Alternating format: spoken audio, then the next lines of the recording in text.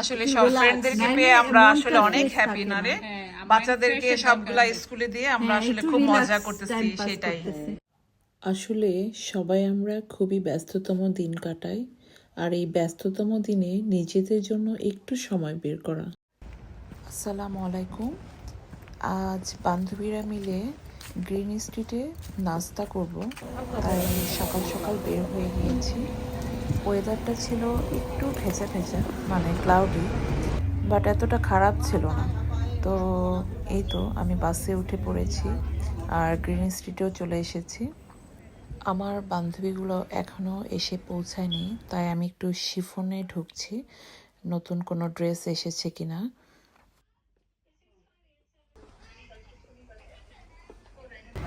এই তো আমরা সবাই চলে এসেছি আর একটা রেস্টুরেন্টে ঢুকলাম। এটার খাবারগুলো খুবই মজা। রেস্টুরেন্টের ডেকোরেশনটা খুবই সুন্দর, পুরাই বাংলাদেশের মতো আর কি। সিনারিগুলো লাগিয়েছে।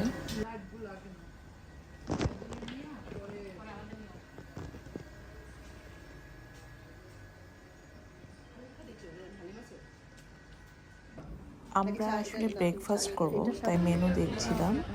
তো সবাই এখানে চুজ করছিল কে কোনটা খাবে।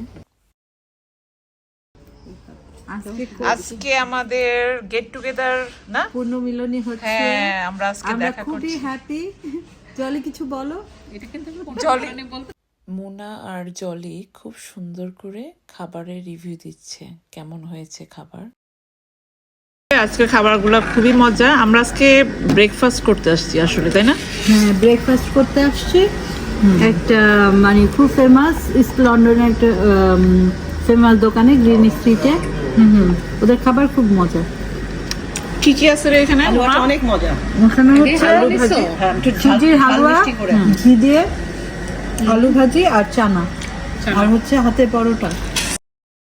মিক্সড ভেজিটেবল ভাজি, কারণ বাঁধাকপি কেমন হয়েছে রে? খুবই মজা। আমি চানাটা খাইলাম, চানাটা খুবই মজা।